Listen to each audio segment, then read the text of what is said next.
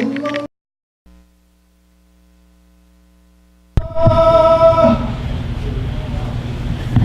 أشهد أن لا إله إلا الله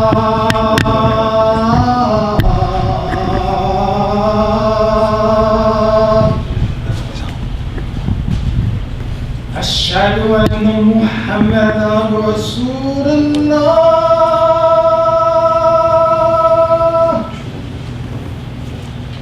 أشهد أن محمدا رسول الله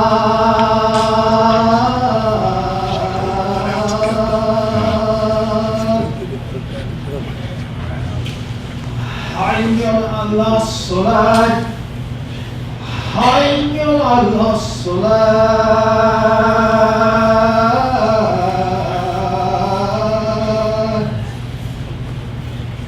حي على الصلاة حي على الصلاة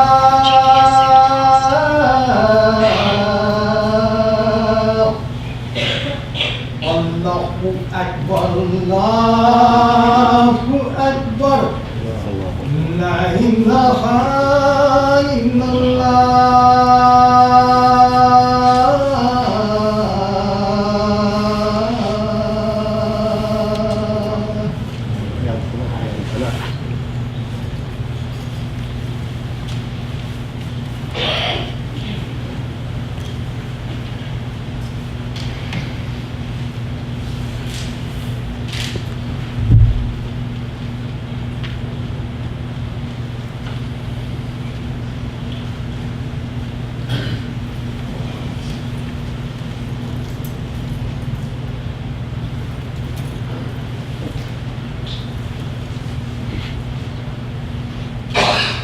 الحمد لله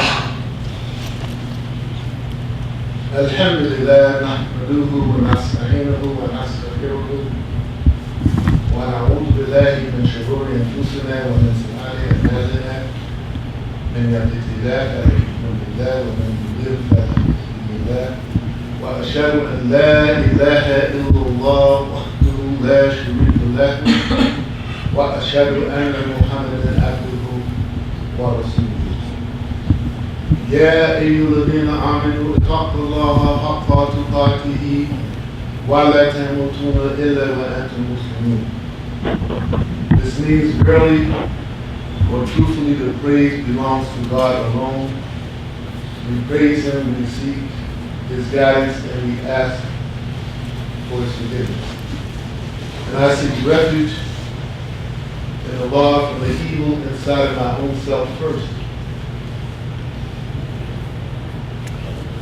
Whomever Allah guides, no one can mislead. And whomever Allah Ta'ala allows to go astray, there's absolutely no one that can put this person on right guidance. I bear witness that there's absolutely nothing that's worthy of worship but Allah. Allah is one that has no partner.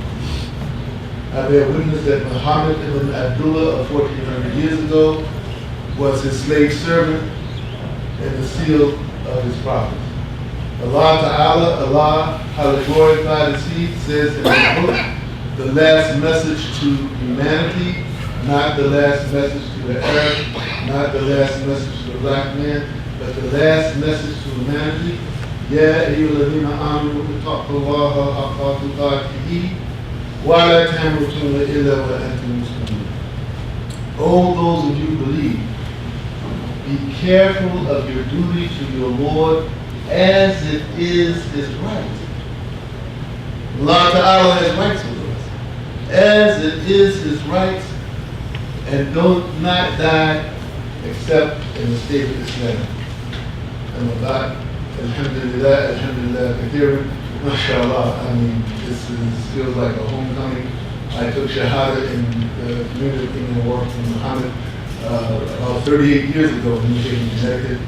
Even though I don't pray with this community regularly anymore, it is still that community anymore. It's still a homecoming for me.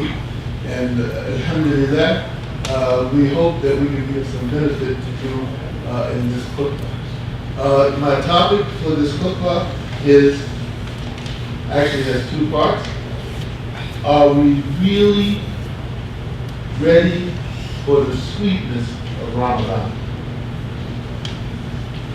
Are we really ready for the sweetness of Ramadan?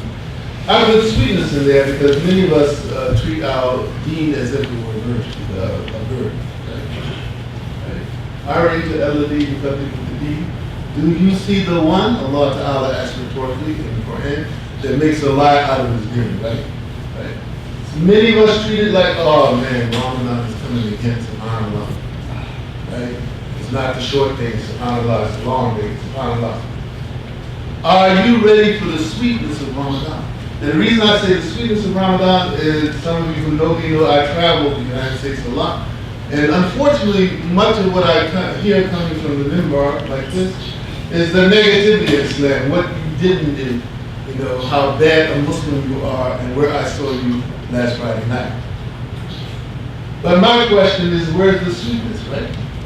Because are you ready for the sweetness of Ramadan? Because if you take it with the right attitude, it's sweet. Because it prepares you for the life in this world and in the hereafter. That's sweet. You can't do any better than that. It prepares you in this life and in the hereafter.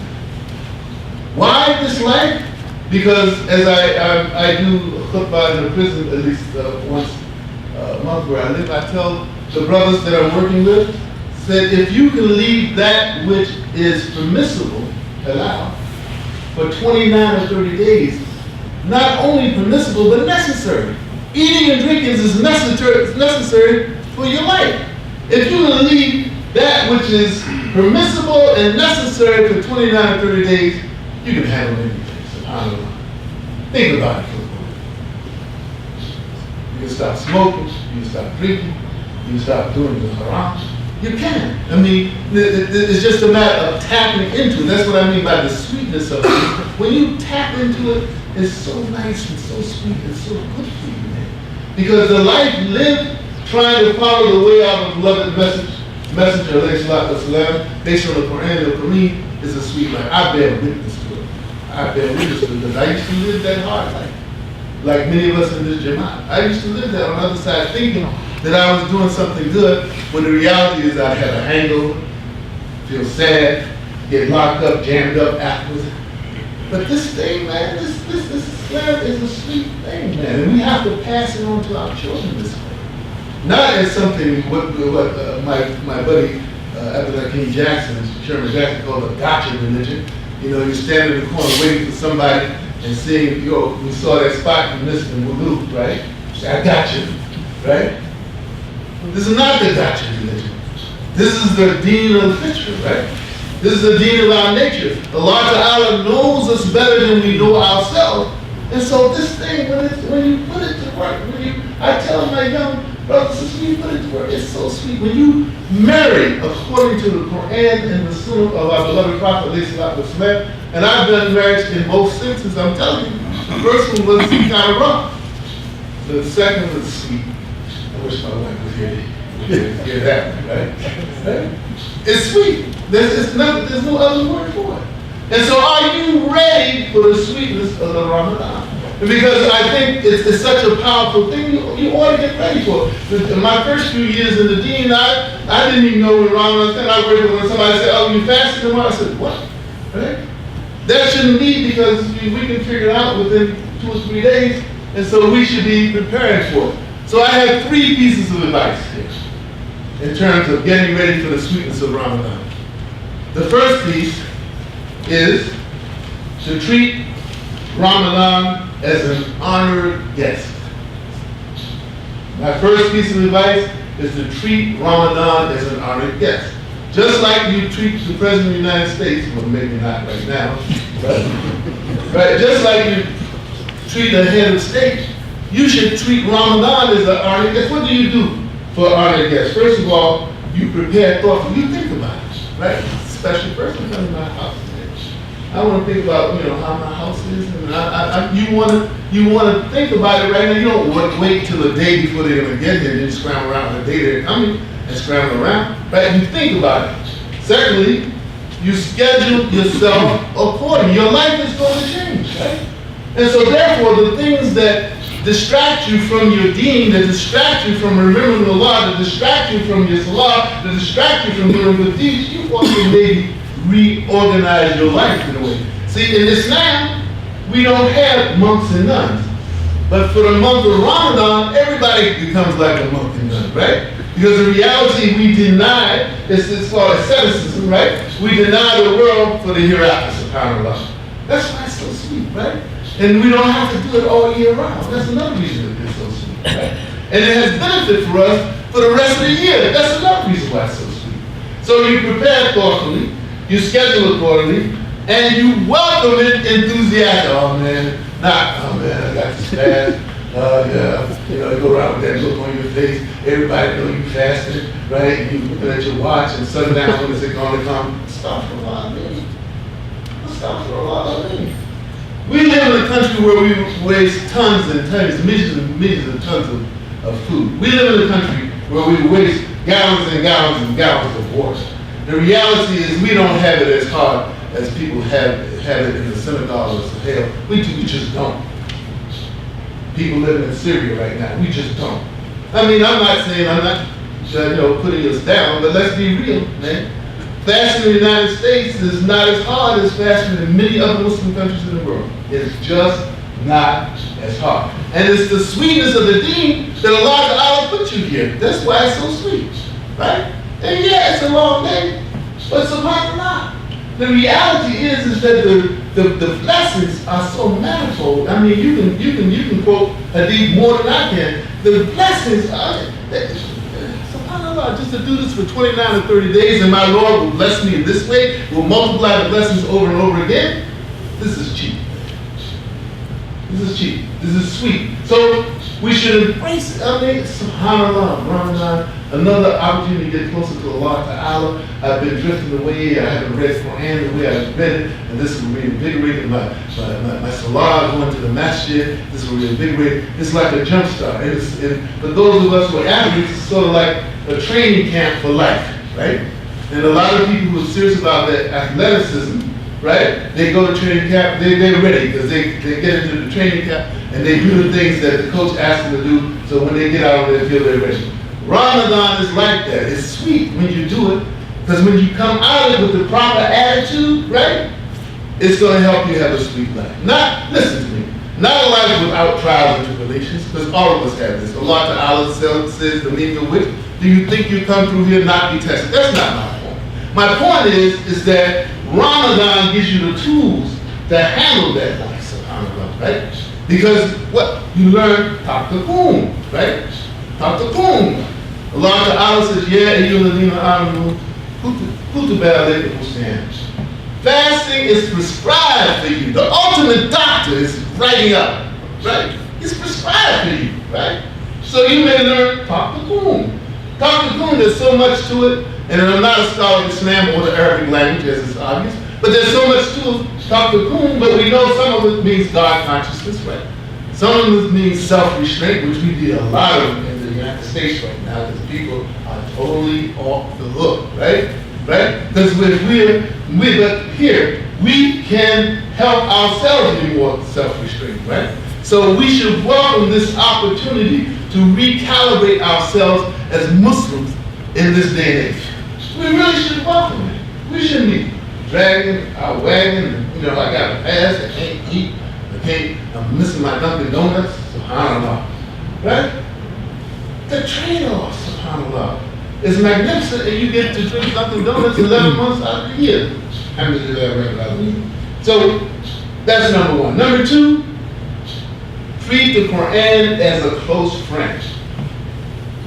First piece of advice is treat Ramadan as an honored guest. The second piece of advice is treat the Quran as a close friend. How do you deal with close friends? First of all, my close friends, I keep in contact with them daily. What's up? Now with texting, it's easy, man.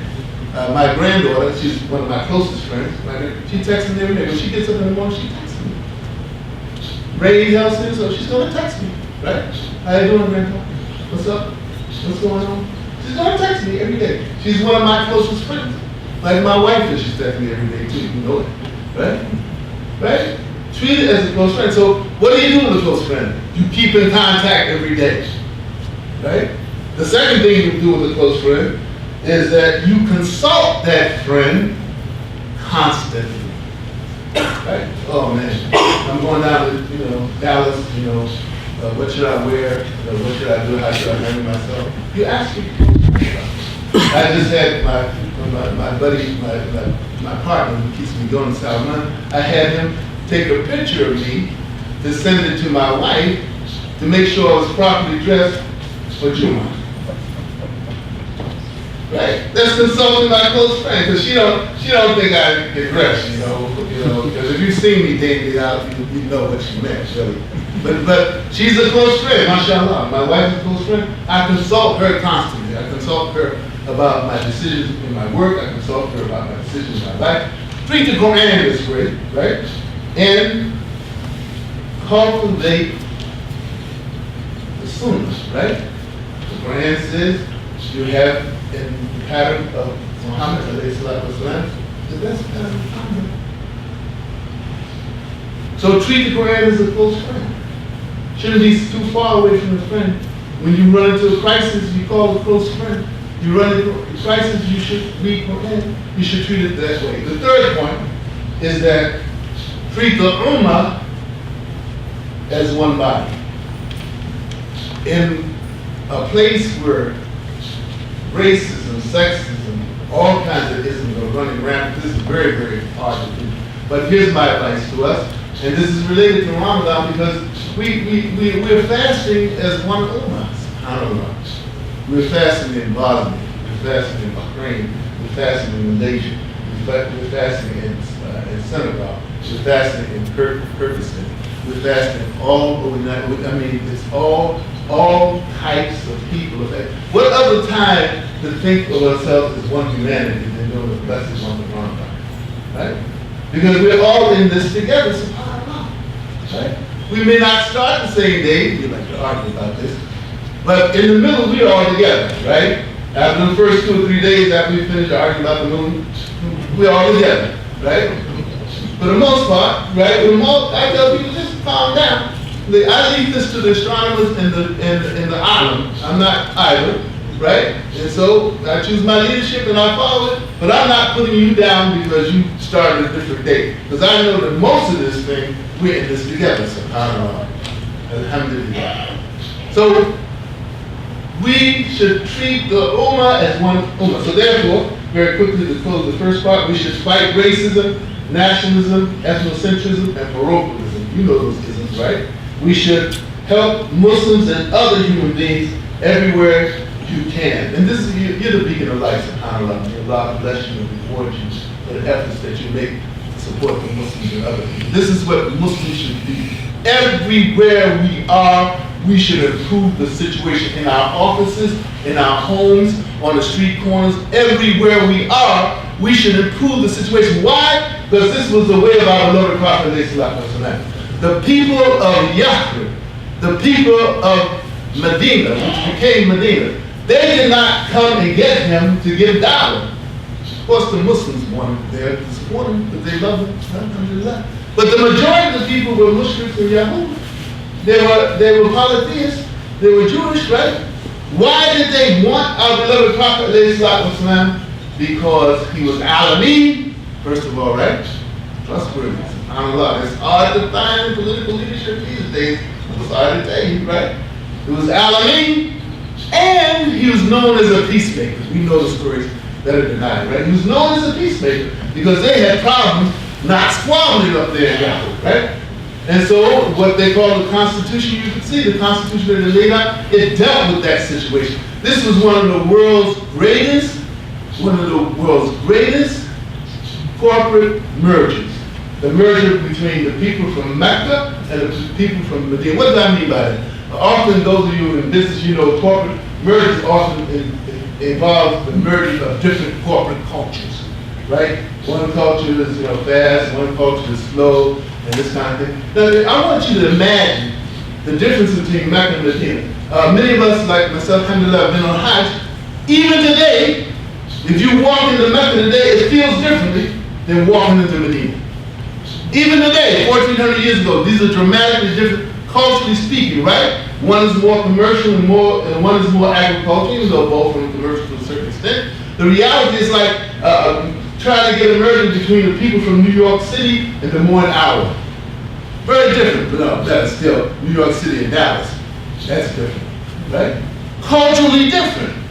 But the brilliance of my beloved Prophet and bringing it together and bringing that community, we need to study that, how he made the people brothers. We need to study that and to understand how you bring a community together and tone down the conflict. Because you're right, the Muhajirun, they say, oh, well, we were with you from the beginning. You know how we do, right? We were with them from the beginning, so we number one. And the Ansar say, no, we protecting you from the Quraysh, we should be number one. He took care of all of that, subhanAllah, right? And so wherever we are, right, we should improve the situation we're in, as our beloved Prophet ﷺ is to do. The second thing under treated Ummah's one body is fight sexism and ageism. In our masjid, we should welcome the women, we should welcome the youth. We should welcome the women. That is, women shouldn't feel in masjid like this, subhanAllah, seems like that's not that problem, shouldn't feel alienated from the masjid.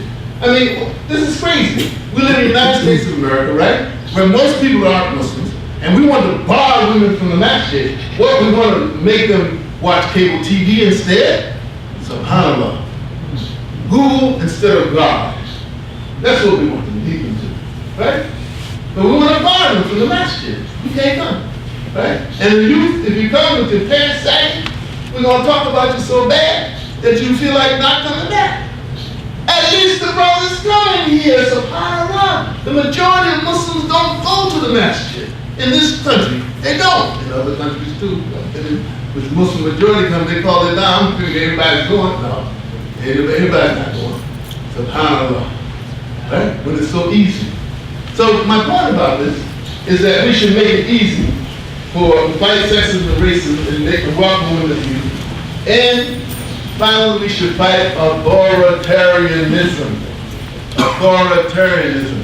It's not for nothing that there is a surah in the Quran called Ashura. It's not for nothing.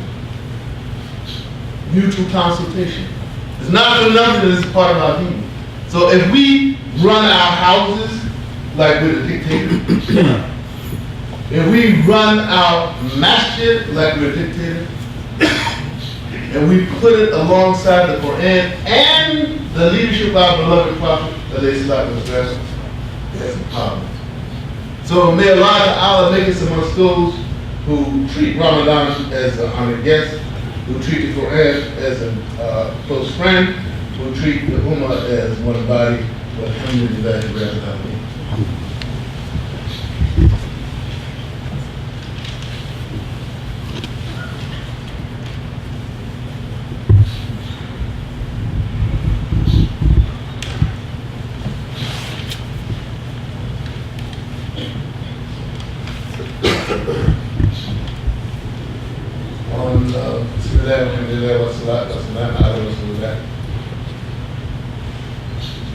On April 29th, 2017, 20 years and 14 days after my son Malik was killed by a police officer in the Raven area. Jordan Edwards was shot to death in the greater Dallas area. 20 years, 14 days. Malik Jones was shot at the end of a traffic stop on April 14, 1997. And April 29, 2017, I just couldn't believe it. I mean, I've seen other ones. There's something about this shooting that really reminded me of Malik's situation.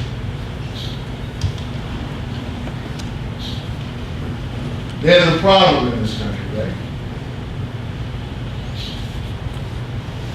I want to make brief comments because it's really time to stop on Islam, America, and the power of prejudice. Al-Hajj Malik al-Shabazz, when he came back from Hajj, maybe his second time, he said, you know, among the many things that he said that Islam has the answer to America's race problem. I think he was on it. And you're going to have a program on him coming up soon. He's on it. If we practice it the way our beloved Prophet was the first Islamic community was what we would call a multicultural community. The first Islamic community is what we would call a multicultural community. No question about it. Go and read the Sirah, right? Salman the Persian, Bilal, half African, right? So what's up with us? I'm talking worldwide now.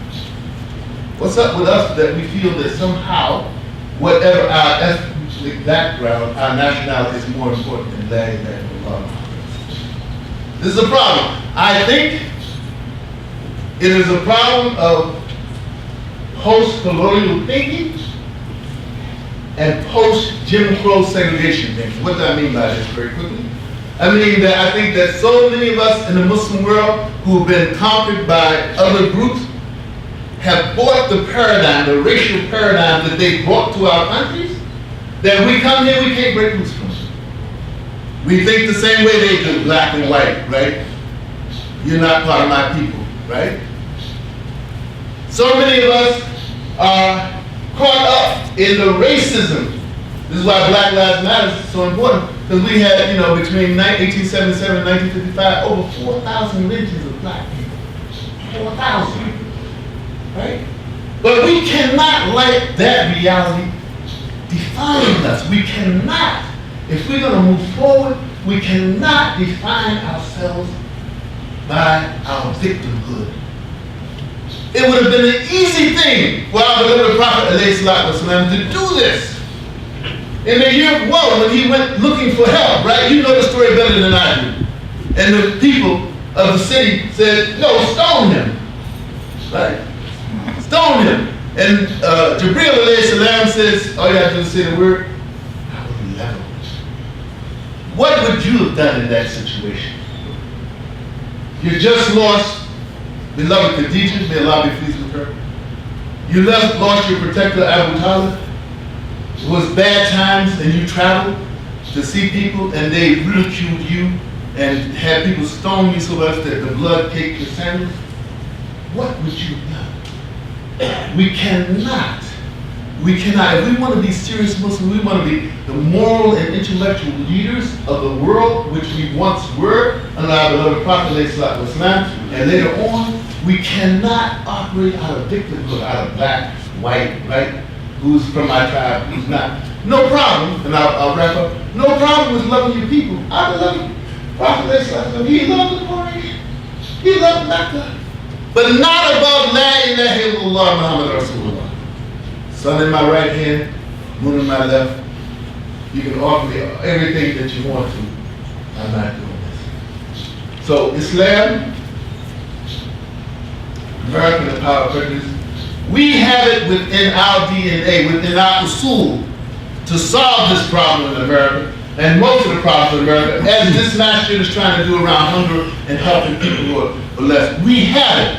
And if we don't stop playing the victim and don't rise to the level that the Quran and the Sunnah calls us to, we'll be doing this over and over. So may Allah Ta'ala make us amongst those who amongst the leadership and solve the problems of this country. May Allah Ta'ala make us amongst those who know that we are a proud people. We are a people who are of knowledge. We are people of ibadah. We are people of love for Allah and His Messenger. And may Allah Ta'ala save us from the hellfire. Save us from the hellfire. Save us from the hellfire. Alhamdulillahi Rabbil Alameen.